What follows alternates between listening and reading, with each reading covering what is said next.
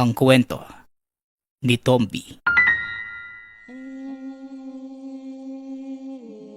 Ang kwentong ito ay hango sa totoong buhay. Mula ito sa isa nating tagapakinig. Karanasan ito ni Janus. Walang eksaktong taon. Probinsya ng Cebu. Sa murang edad ng binatang si Janus, dahil sa sobrang kahirapan, nasanay na itong gumawa ng iba't ibang paraan para mamuhay. Kaya kahit malayo sa tahanan ang karagatan, naglalakad ng mag-isa ang binata para sumama sa mga mangingisda, para tumulong o kaya na may magbantay ng mga bangka. Paminsan naman ay nag-aalok ito ng mga kagamitang gawa sa ceramic o salakot sa mga dayuhang turista. Kung minsan pa'y umi-extra sa pagiging konduktor ng bus sa kakilalang tsuper. Mag-isang binubuhay ni Janus ang bunsong kapatid at lola na isang 68 taong gulang. Parehong may diferensya. Ang bunsong kapatid ay may komplikasyon sa pag-iisip, habang ang lola naman may iniindang sakit sa bato. Walang ibang maaasahan dahil matagal na rin noong namaalam ang mga magulang at lolo. Kahit papano, nakakayanan naman ng binata na tugunan ang pangangailangan sa araw-araw. Ngunit sa kabila ng pakikipaglaban ng patas sa buhay, may isang lihim na iniingatan ang binata. Ito ay ang biyayang ipinagkaloob ng bantay ng isla. Isa itong klase ng lamang lupa. Isang malaking puno na may sariling buhay. Binigyan siya nito ng bato na nagtataglay ng bisang pangontra sa iba't ibang nilalang, katulad ng aswang, maging sa mga masasamang elemento sa paligid. Oh, Janos, napansin ko kagabi lumabas ka ng 10 oras ha. Saan ka na naman ba nagpunta? Huwag mong sabihing nagbabantay ka ng bangka o sumama sa pagpapalaot kay paring Hernan. Hindi ba napilayan siya nito lang nakaraan? Wika ni Lola Indang. Napaayos naman sa kinatatayuan ang binata nang madinig ang sinabi ng matanda. Kaagad namang nag-isip ng irarason.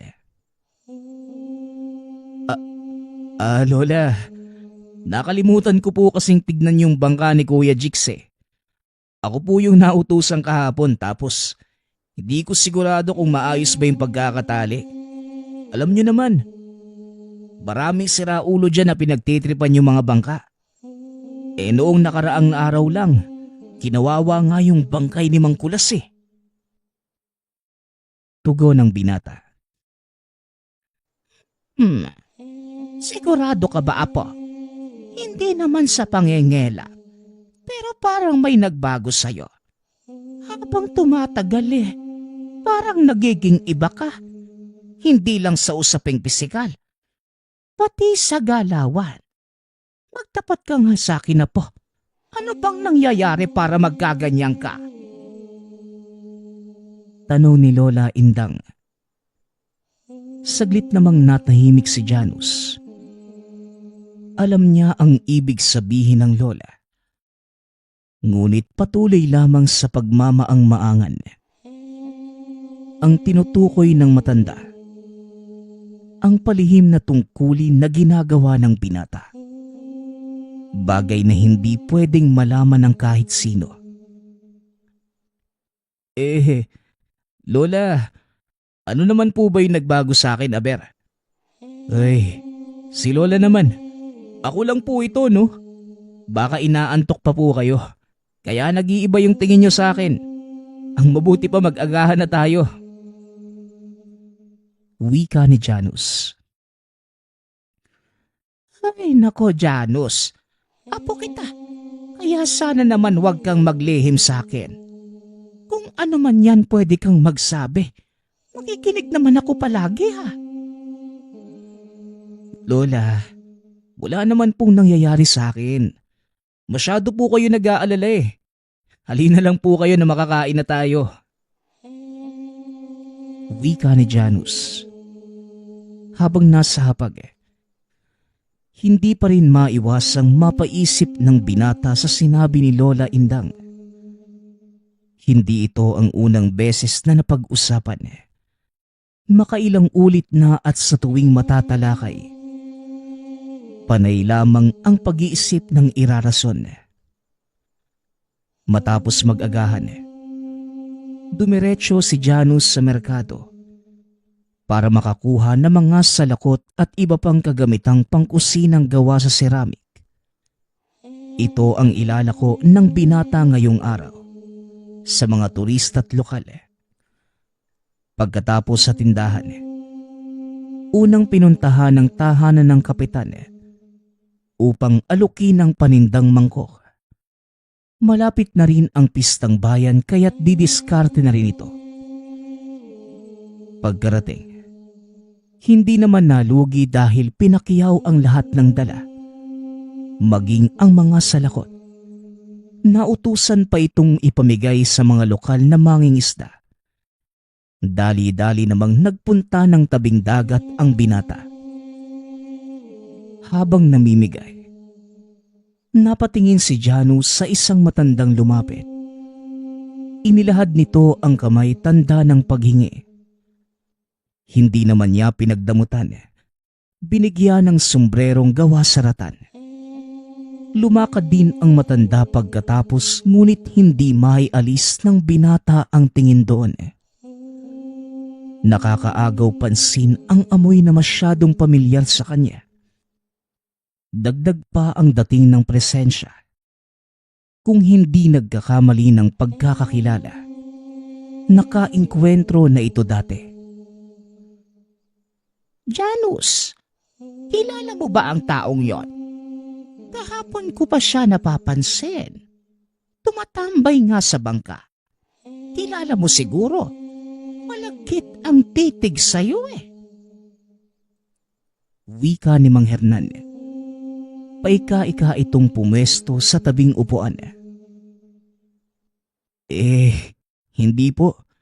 Nagtataka nga rin po ako kung sino yung taong yun eh. Kasi ngayon ko lang siya nakita sa lugar natin. Baka may kaanak dito no? Nagbabakasyon lang. Tugon ni Janus. Posible. Pero masama yung kutob ko sa matandang yon. Sabihin na nating walang kahina-hinala sa kanyang kilos. Pero nararamdaman kong may ibang pakay sa lugar na ito. Isa yata yan sa magnanakaw ng bangka. Ano kaya ang pakay niya, no? Muling tanong na matanda. Tinignan ni Janus ang dinaanan nito. Malayo na yon ngunit tanaw pa rin dahil binabaybay lamang ang tabing dagat. Nakihalubilo pa sa mga lokal na nagkakasiyahan sa tabi. Napansin din ng binata ang paglingon nito sa kanya na para bang kilalang kilala siya. Napaisip si Janus na mga sandaling yun. Binalikan ang mga dating labanan kontra nilalang. Malakas ang pakiramdam na isa ito sa dating nakalaban. Hindi nga lang matukoy dahil wala itong maalala. Pagkatapos maibigay ang lahat ng sombrero sa mga lokal, umuwi na si Janus. Inasikaso ang mga gawaing bahay. Habang nagsisibak ng kahoy, muling napansin ang parehong matanda. Sa pagkakataong yun, nakatitig na ito sa kanya. Isinawalang bahala ngunit sa paglipas ng oras, nanatiling nakatingin. Hindi na mapakali ang binata. At para magkalinawan na, dali-dali niya itong kinumpronta. Magandang hapon po sa inyo, Manong. Pwede po bang malaman kung May sadya po ba kayo sa amin? Kanina ko pa po kayo napapansin eh. Nakatitig ho kayo sa akin. Kanina rin ho nagkita tayo dun sa bandang baybayin eh. Tanong ni Janus. Hindi kagad nagsalita ang matanda. Nakatitig lamang kay Janus at saka ito nagsalita. Iho, hindi sa baybayin ang una nating pagkikita. Masyado ka pang bata pero nakalimutan mo na kagad. Alalahanin mong mabuti kung saan mo unang nakasagupa ang mukhang ito. Tugon ng matanda na mas lalong ikinagulo ng isipan ng binata. Malakas ang kutob ni Janus na nakaengkwentro ito dati. Kaya nga lang, hindi na matandaan kung kailan at saan nakaharap. Ang huling nakalaban, isang batang nayanggaw. Hindi matanda kagaya ng kausap ngayon. Kung hindi sa baybayin ang una nating pagkikita, saan naman po, Manong? Sigurado kasi ako na ngayong araw pa lang kita nakita eh. Kung sigurado ka, pwede bang ipaalala mo sa akin kung saan tayo unang nagkaengkwentro? Wika ni Janus. Hinamon ang matanda na ito mismo ang magsabi upang mas mapabilis ang pag-alala. Subalit naging maingat ang matanda. Tinawanan lamang siya. Saka nagmamadaling tumalikod. Iniwanan ang binatang gulong-gulo. Napabuntong hininga na lamang si Janus. Sa halip na bumalik sa gawain, naghanda ng kagamitan panlaban sa posibleng panganib na paparating. Mula sa pulang tela, inilabas ang nakabalot na batong kulay berde. Ito ang ibinigay sa kanya ng punong lamang lupa. Maliit lamang ito kung titignan. Ngunit marami na itong nilalang na napuksa. Kasabay nitong inilabas ang kambal na patalim. Ang punyal na ginagamit pandagdag depensa. Pagkatapos nito, bumalik sa labas upang tignan ang paligid. Dali-daling itinago ng makita ni Lola Indang. Oh Jonas, bakit may dala kang patalim? Saan mo naman nakuha ang mga yan? Sandali, at bakit parang may susuguring kang tao? May dumaan bang siraulo rito? Tanong ni Lola Indang. Opo. May sintu-sintu kasi naghahamon ng away. Binato pa nga yung bubong natin. Papakitaan ko sana kaso mukhang nakaalis na. Tugon ni Janus. Ganun ba, apo? O sige, itago mo na yung patalim na yan. Baka mademonyo ka't makasakit ka pa ng ibang tao. Mas magiging malala pa. Sitahin mo na lang. Bata pa naman siguro yun. Wala yatang magawa kaya ng bubulabog ng iba. Siya nga pala, iho. May nakasalubong ako matandang lalaki. Kilala ka raw niya. Nagtanong pa nga tungkol sa'yo. Kaano-ano mo ba si Ricky? Ricky? Lola, sino pong Ricky? Wala naman po akong kilalang may ganyang pangalan eh. Wika ni Janus. Duda ito na ang matandang nakausap kanina ang tinutukoy ni Lola Indang. Hindi nga ito nagkamali ng ilarawan ang suot at itsura. Dito pa nga raw siya galing kaso hindi kayo nagkausap ng maayos. Yung lalaki bang mas matangkad sa akin ng kaunti? Maputi yung buhok. Balbasero. Tapos nakasuot ng sombrero. Kulay puti yung kamiseta at nakapantalong itim. Kung nagkausap kayo, bakit ang dali mong nakalimutan? May problema na ba sa'yo, apo? Wala naman po, Lola. Saan po ba kayo nagpupunta? Ay nako, baka kung saan na naman kayo kumakain ha. Baka mas lalong lumala yung sakit niyo sa bato. Tara na po sa loob. Huwag na po kayo maging pasaway, Lola. Kailangan nating maagapan yung sakit ninyo. Wika ni Janus. Nakahinga ito ng maluwag nang hindi na magtanong pa ang lola. Pagsapit ng gabi, hindi mapakali si Janus sa banta na matandang nakausap. Panay ang pagsilip sa labas. Nakikiramdam sa paligid. Hindi rin mabitawan ang kambal na patalim. Nagtataka namang muli si Lola Indang nang makita siya sa ganong kalagayan. Sandali nga, Janus, apo. Parang may mali talaga sa'yo eh. Bakit dala mo na naman yung punyal mo? Napakatalim pa naman. Kahit makasagi lang nasusugatan na. Itabi mo na yan, apo. Matulog ka na. Nagmumukha ka tuloy ewan sa ginagawa mo, apo eh. Sita ni Lola Indang. Dali-dali namang sumunod si Janus para sa ikatatahimik na matanda.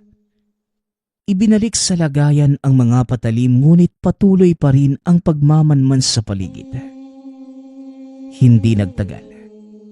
Muli niyang naramdaman sa kahanginan ang presensya ng nakausap kanina na tinawag ni Lola Indang na Ricky. Mula sa bintana, natanaw ng binata ang anino ng isang tao na palipat-lipat ng pwesto sa mga naglalakihang puno. Paunti-unti itong lumalapit sa tahanan.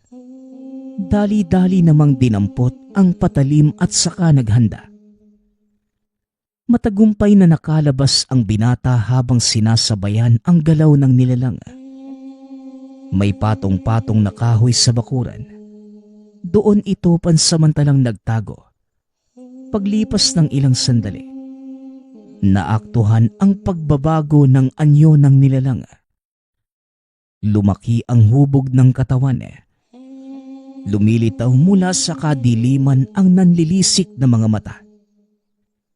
Hindi nakampante si Janus dahil kilala niya ang ganitong uri ng halimaw. Ilang beses na ring nakalaban at hindi madaling talunin. Sa pagdaan ng mga sandali, unti-unting nakilala ang taglay na amoy. Ito ang tanging aswang na hindi pa natuluyan. Sa laki at lakas ay hindi kayang sabayan, kaya humantong pa sa puntong nakatakas.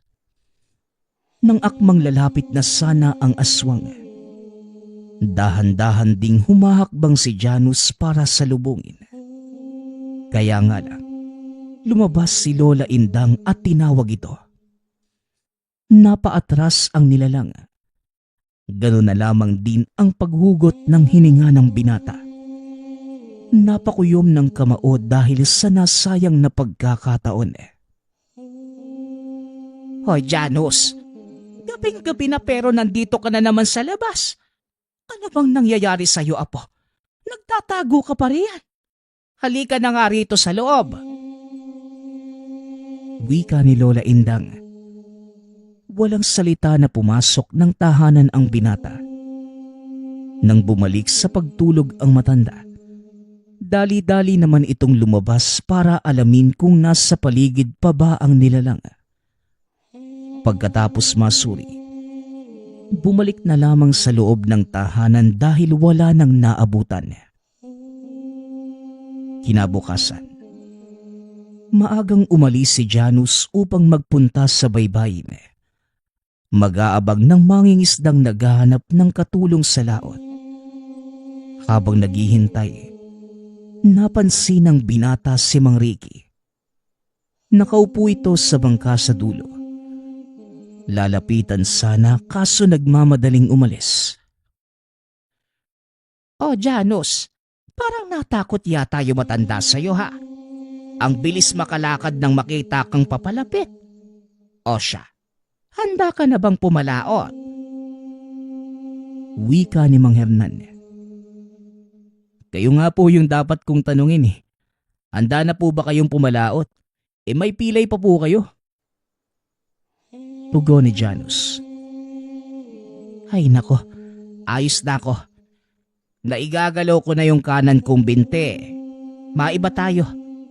Naghihinala ako sa kilos na matandang yun Nakita ko siya kagabi. Ilang beses na naglalakad sa kabahayan. Wala namang ginagawang masama. Pero mapapaisip din yung kahit na sino kung makakita ng taong naglalakwatsa ng 10 oras ng gabi.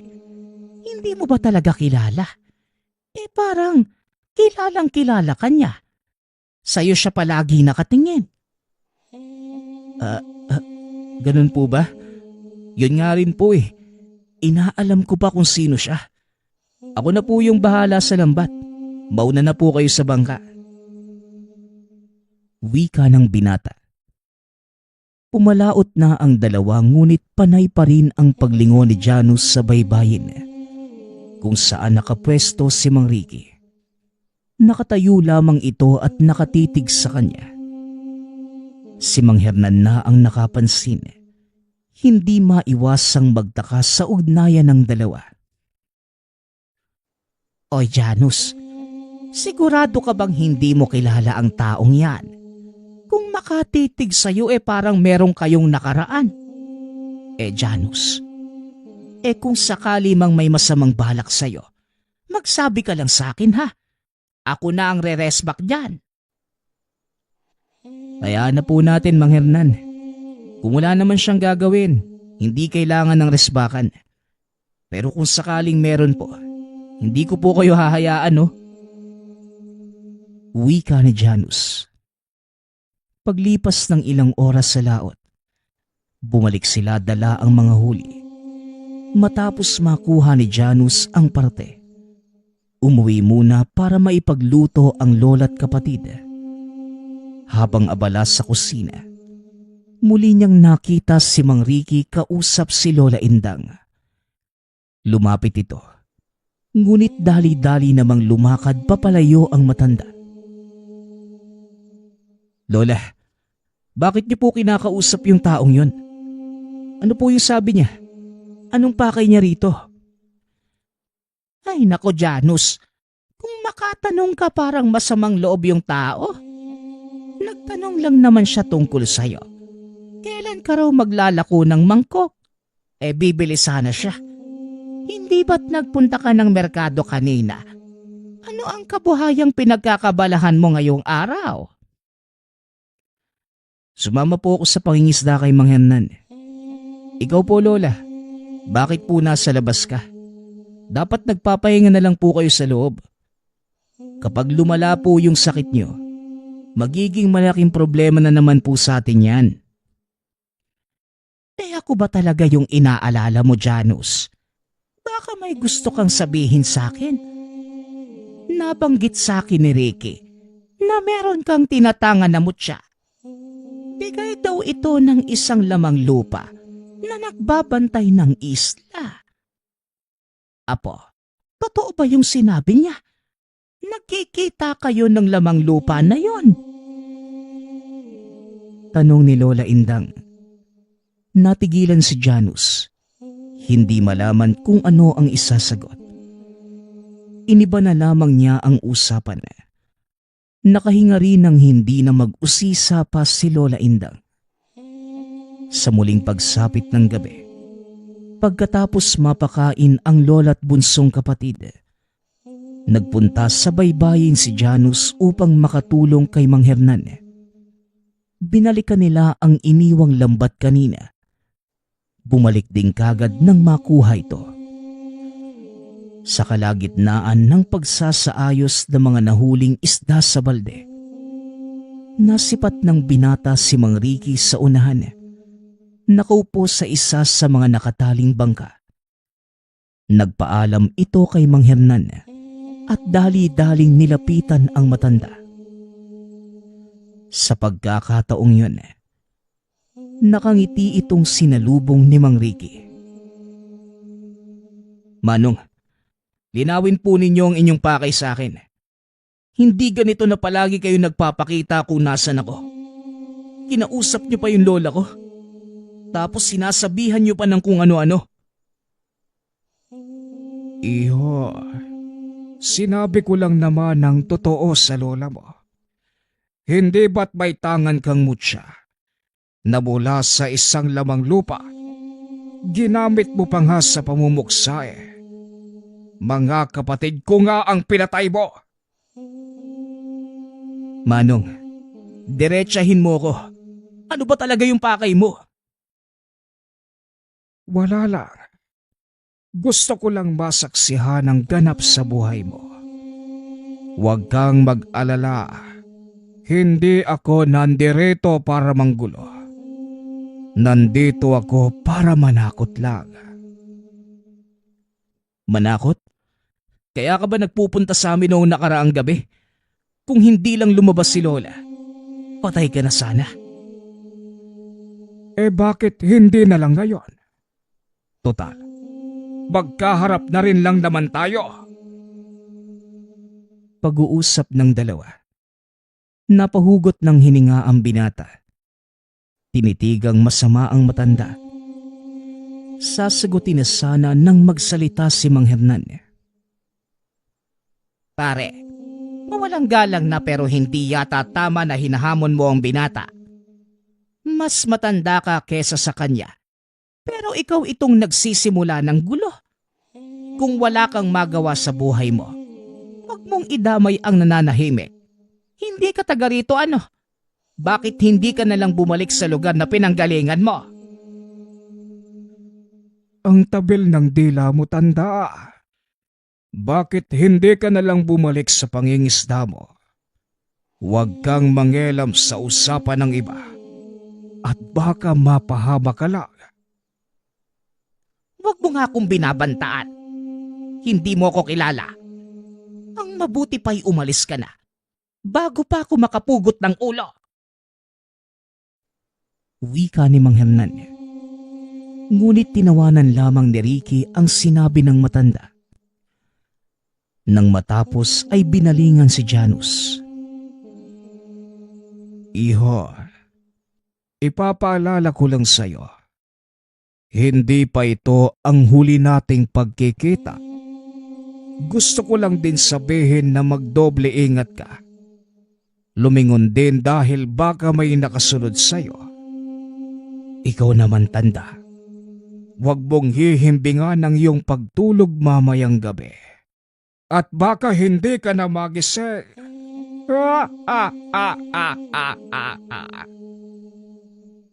Banta ni Mang Ricky.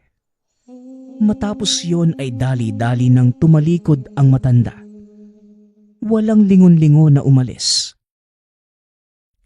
Abay sira ulo yun ah. Kung makabanta ng buhay akala mo naman kung sino. Janus, kilala mo ba yung lalaking yun? Ang sarap sugurin sa kanila eh. Hayaan nyo na lang po, Mang Hernan. Baliw na yata kaya kung ano-ano yung sinasabi. Tara na rin po, Manong.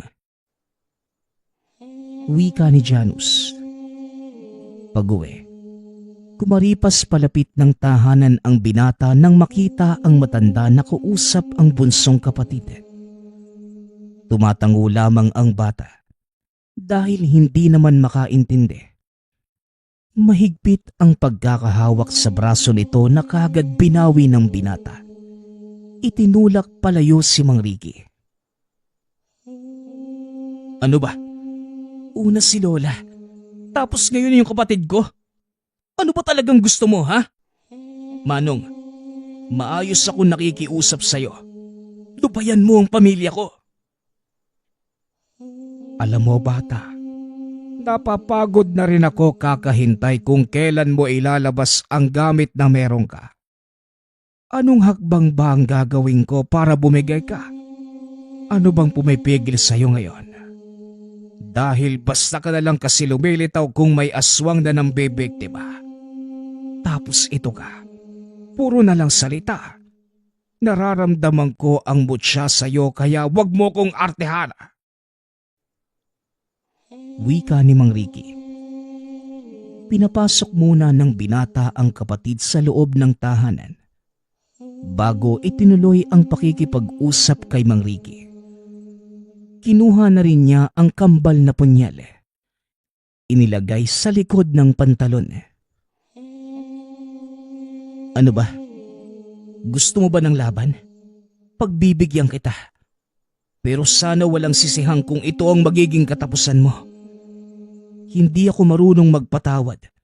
Umaawa lalo na kung nasa kalagitnaan ng engkwentro. Sasabihan lang kita para makapag-isip-isip ka at may pagkakataon ka pang umatras. Ako ang dapat magsabi niyan sa'yo, bata. Pagbibigyan kita ng pagkakataong pumili. Lalabang ka sa'kin o isusuko mo na lamang ang iyong sarili para naman hindi gaanong maramdaman ng sakit ng kamatayan. Alam mo, Manong, ang dami mong sinasabi. Maglaban na lang tayo pero hindi dito. Sa lugar na malayo sa pamilya ko. Wika ni Janus. Dinala ng binata si Ricky sa dakong kapatagan kung saan purong talahib ang nakatanim. Inilabas na rin ang kambal punyal. Pumwesto sa harapan ng matanda. Pumagalpak naman ito ng tawa nang makita ang kanyang ginawa. Iho, nakakasigurado ka na ba sa iyong desisyon? Ito na ang huli kong pagtatanong. Kaya ayusin mo ang iyong pagpapasya. Alam mo, Manong, ngayon lang ako nakaharap ng aswang na paulit-ulit kong magtanong. Parte na ba yan ng pag-atake mo? Dinadaan mo sa usapan habang naghihintay ng tiyempo?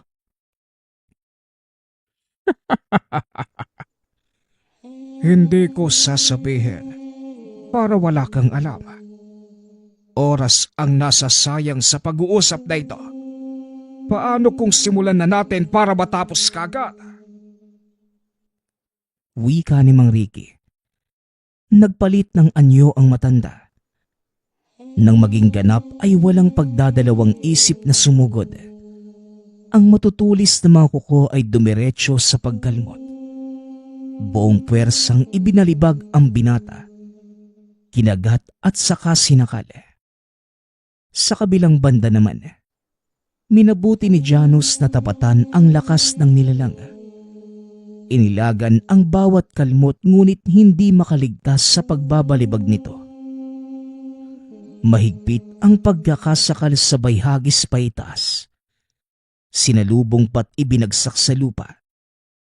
Inihaharang nito ang kambal na punyal. Habang patuloy pa rin sa pagpapaulan ng kalmot si Mang Ricky. Gayunpaman, patuloy pa rin itong lumalaban. Nang makabuelo, hindi hinayaan ng binata na magkaroon ng pagkakataong makaganti ng atake ang aswang. Sinalakay ng sinalakay hanggang sa tinamaan ng punyal. Tumalsik ang dugo nito pagkatamo ng sugat. Hindi na rin magkamayaw sa pagdaing ang nilalang. Subalit patuloy pa rin ito sa pagdepensa. Walang tigil sa pagsugod si Janus. Ginagamit na ang lahat ng atake na lalaman. Kagaya ng suntok, saksak, sipa at tadyak. Paulit-ulit itong ginagawa hanggang sa bumagsak ang nilalang. Dinaganan niya ito. Panay ang pagwasiwas ng punyal. Hanggang sa mawakwak ang dibdib. Hindi na rin mamukaan sa dami ng sugat. Hindi makapaniwala sa naging takbo ng laban dahil noong una itong nakasagupa. Nahirapan itong makipagsabayan. Napahugot ng hininga si Janus habang tinititigan ang nakahandusay na nilalang. Hindi na ito gumagalaw. Ngunit makikitaan pa ng senyales ng buhay pa ito. Muli niyang nilapitan ang matanda para sana tapusin. Subalit mabilis ang kamay ng aswang at kagad muli siyang nasakal. pasimpleng sinaksak ng binata ang leeg nito, dahilan upang mapadaing at bitawan siya. Nang makawala sa pagkakasakal, dito na niya tinapos ng tuluyan ang buhay ng nilalang. Nakahinga ng maayos si Janus, ngunit napalitan kagad ng kaba nang makita si Lola Indang sa hindi kalayuan. Gulat itong nakatitig sa kanya. Nagmamadali ring umalis sa lugar. Dali-dali naman niya itong sinundan. Pagkarating sa tahanan, hindi kinausap na matanda ang binata. Habang si Janus sa kabilang banda naman, nagsimulang magpaliwanag, kaya lang nahirapan si Lola Indang na pakinggan. Dahil paulit-ulit na bumabalik sa isipan ang nasaksihang labanan sa pagitan ng apo at ng aswang. Ganito ang naging sitwasyon ng maglola hanggang sa sumapit ang umaga. Sa puntong ito, nagkaroon ng pagkakataong magkausap ang dalawa. Lola, tungkol po sa nakita nyo kagabi. Ang totoo po niyan, nilalabanan ko lang yung nilalang na yon. Huwag mong subukang magsinungaling, Janus. Sinabi ni Ricky na meron kang mutya. Hiningi pa niya ito sa akin kaso hindi ako naniwala. Kagabi habang sinusundan kita at nasaksihan ang nangyari, totoo nga talagang meron kang tinatangan.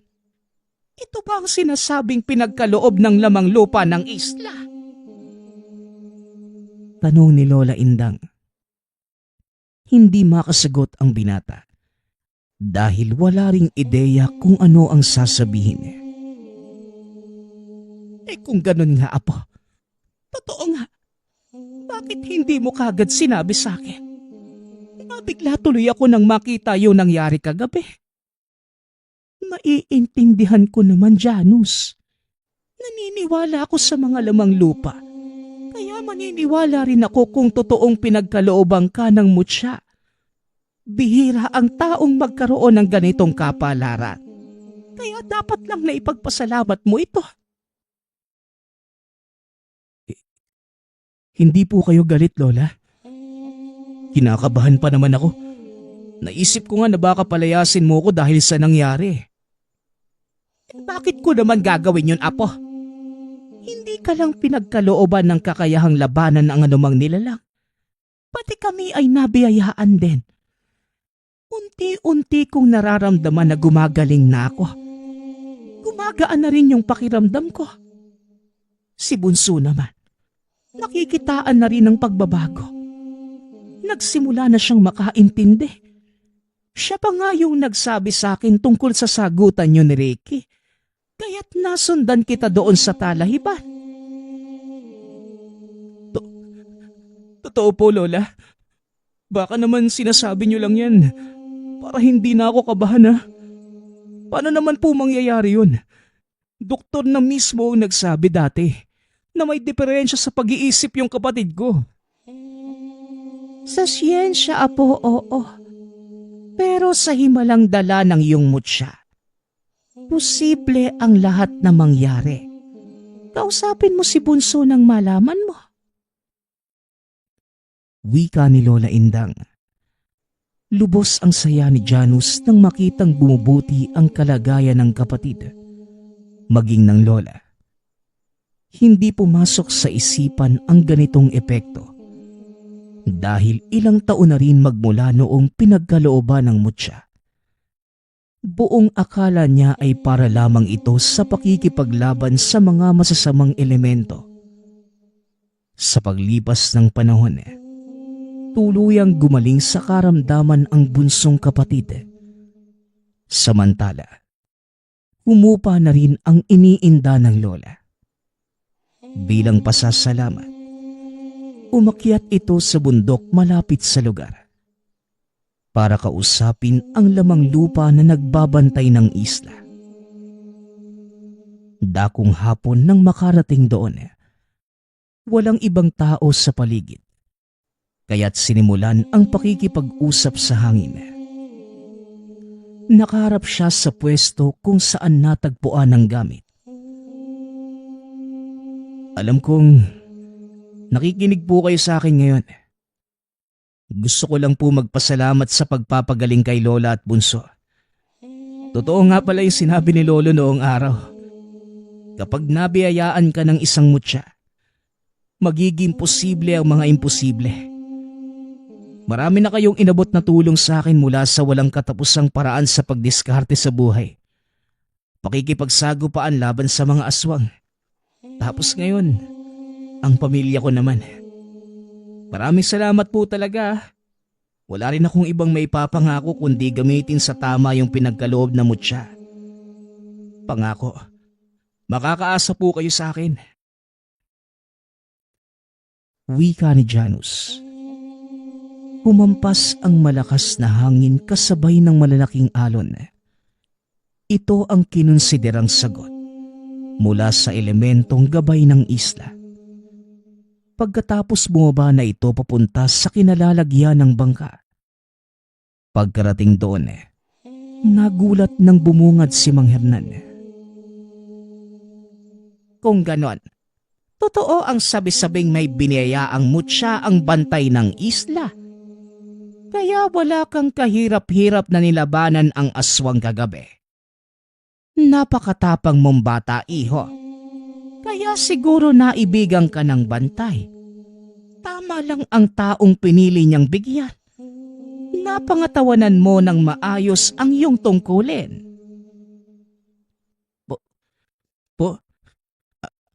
Ano po bang sinasabi niyo, Mang Hernan? Bakit po kayo naparito? Naghagis ka po ba ng lambat sa malapit? Tutulungan ko na po kayo. Ganyan ka talaga, no? Palaging nakakahanap ng palusot. Hindi bale na. Ayaw mo mang sabihin pero alam ko na ang totoo.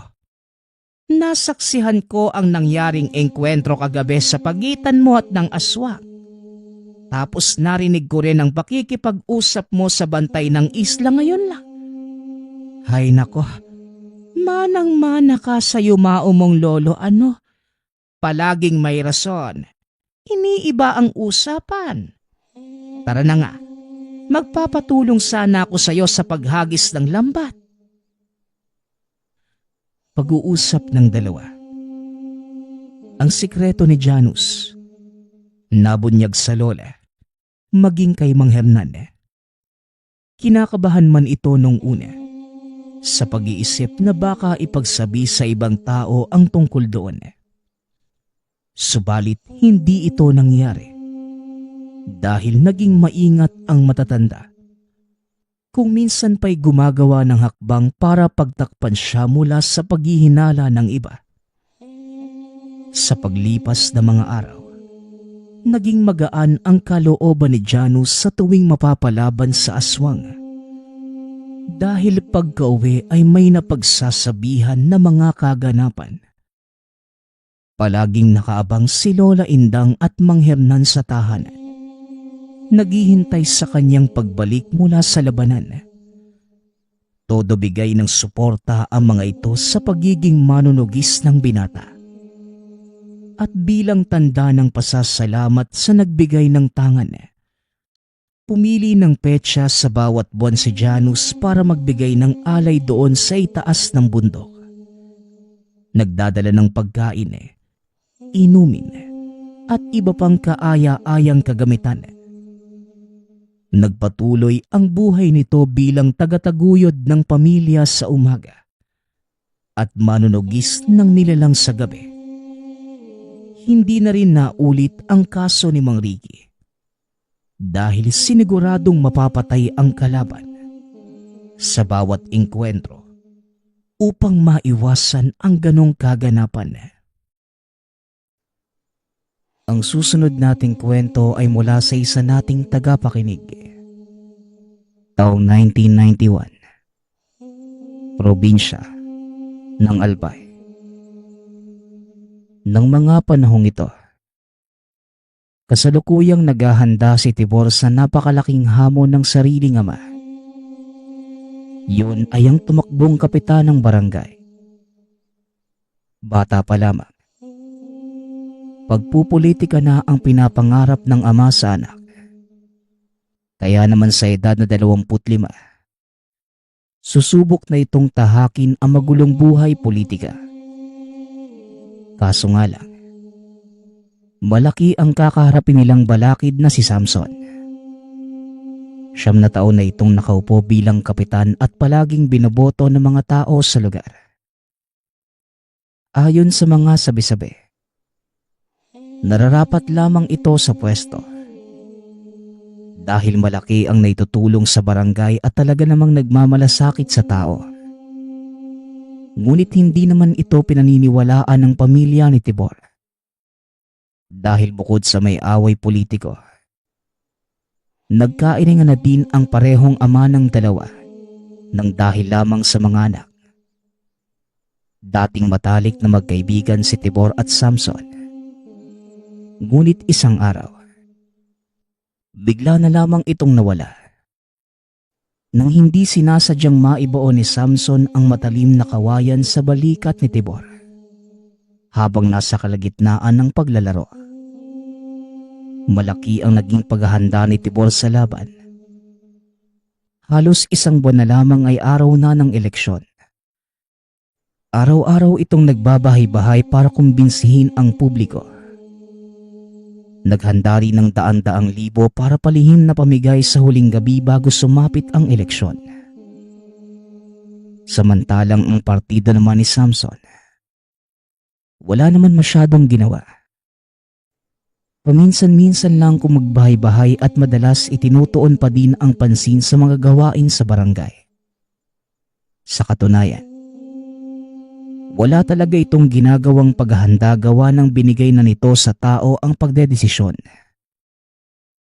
Isang araw, sa paglilibot ni Tibor ay may isang binatang lalaki ang nakapagsabi sa kanya. Madali lang naman patrasin yan si Samson. Lapitan mo lang ako pag gusto mong siguraduhin ang pagkapanalo mo. Hindi naman ito pinansin ni Tibor at ngumiti na lamang sabay nakipaggamay. Dahil sa 3 linggo na lamang ang hinihintay noon bago mag-eleksyon. Marami ng mga tauhan si Tibor na pinapakalap ng impormasyon para malaman ang pulso ng tao. Ngunit kagaya ng inaasahan, halos 80% nasa panig pa din ng kalaban.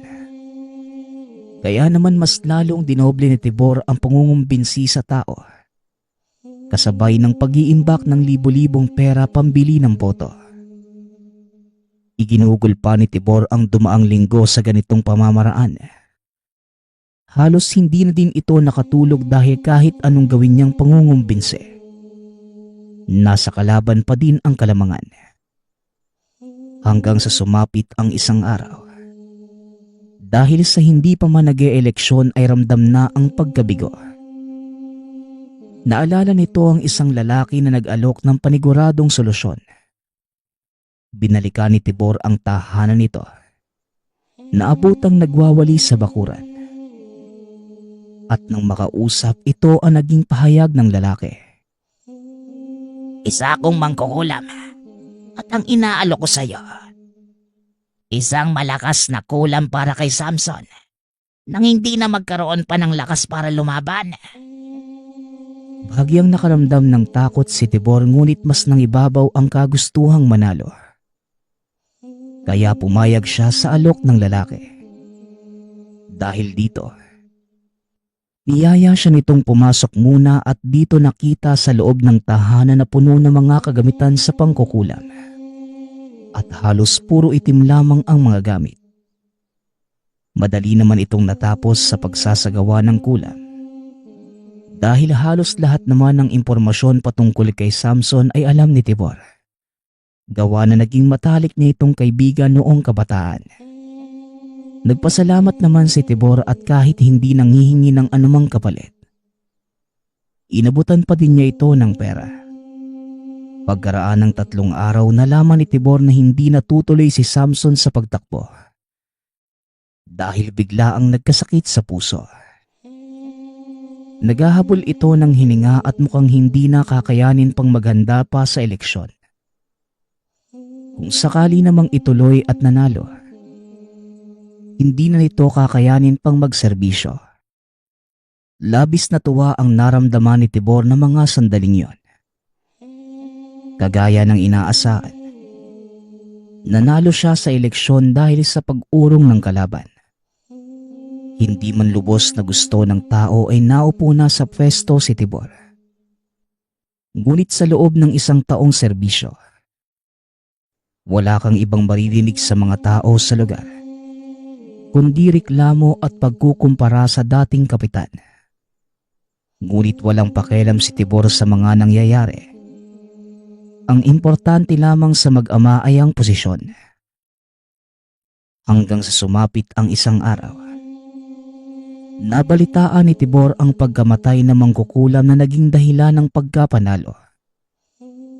Hindi na ito nagpabot pa ng pakikiramay gawa ng naibigay na niya ang pera bago pa man ito mawala.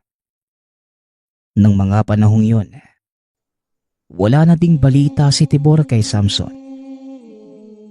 2 araw ang lumipas magmula nang mailibing ang mangkukulam. Nakaramdam na matinding sakit sa lalamunan si Tibor kaya kagad siyang nagpatingin sa doktor. Pero wala namang makita na kahit anong sakit. Paglipas pa ng 1 linggo, tuluyang nawala ng boses si Tibor at nakaramdam ng tila butas sa lalamunan. Ngunit nang subukan niyang ilawan, wala namang kakaiba. Kaya nagpa siya ang ama ni Tibor na dalhin muna ito sa Maynila para maipagamot sa mga dalubhasa. Ngunit kagaya sa naunang doktor, wala pa din silang nakitang sakit maliban na lamang sa pagkawala ng boses na madali namang masolusyonan. Matapos yon ay muli na silang bumalik sa sariling lugar. Dahil sa nararamdaman, paminsan-minsan ang ama na din mismo ang tumutulong sa barangay para mabawasan ang ibang gawain ng ibang opisyales. Hanggang sa meron isang taon nagsabi na lumapit sila sa albularyo. Hindi man mahilig maniwala sa ganitong mga bagay ang ama, ngunit sumang-ayon ito para sa kapakanan ng anak. Pinuntahan nila ang isang dalubhasang albularyo at pagkahawak pa lamang sa lalamunan ni Tibor, kaagad nitong sinabi, Nako, may pinakulam ang anak mo. Maaaring nalaman ito ng biktima kaya nakapag-iwan pa ng sumpa bago mamatay. Nakikita kong namatay na din ang mismong nagkasagawa ng kulam. Pakinggan mo ako. Bumalik na sa anak mo ang lahat ng sumpa. Kaya magiging totoo ako sa iyo. Hindi ko na may sasalba pa ang anak mo. Dahil mas malakas ang sumpa kung dala ito sa hukay. dahil sa narinig. Nakaramdam ng panghihina ang ama at bago pa man umuwi, nagpasalamat ito sa albularyo. Nang makarating ang mag-ama sa tahanan ay napansin niyang hindi na humihinga ang anak. Sinubukan pa ng ama ang lahat ng makakaya para makahinga ito. Ngunit tila huli na ang lahat. Masakit man sa loob ay wala na itong nagawa kundi ayusin ang burol ng anak. Naging maayos naman ang lahat. Madaming bumisita dahil kapitan ito ng barangay. Sa huling lamay ng anak, may isang matandang lalaki ang lumapit sa ama ni Tibor at nagbigay ng kalinawan sa mga katanungan sa isipan. Naupo ito sa tabi ng ama at mahinahong kwento ang mga naganap. Nasaksihan ko ang lahat. Isang araw pumunta si Kapitan Tibor sa bahay at may pinakulam sa anak ko. Ang pinakulam niya ay ang kalaban niyang si Samson. Makailang araw lang nang mabalitaan ko ang nangyayari sa dating kapitan. At alam kong epekto na ito ng kulam. Ilang araw lang ang lumipas. Sumugod sa bahay namin yung tatay ni Samson. Dahil ako lang mag-isa at tinakot niya ako, Inamin ko na si Tibor nga ang nagpakulam. Sa harap ko mismo, narinig ko ang mabigat na sumpang binitawan ng ama. Pagkaraan lang ng 1 linggo na balitaan kong namatay na din ito. Hindi man buo ang kalaman ko sa pangkukulam.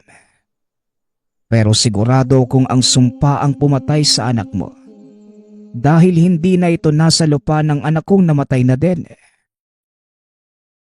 Pumatak na lang ang luha ng ama ni Tibor at nagpasalamat sa nalaman.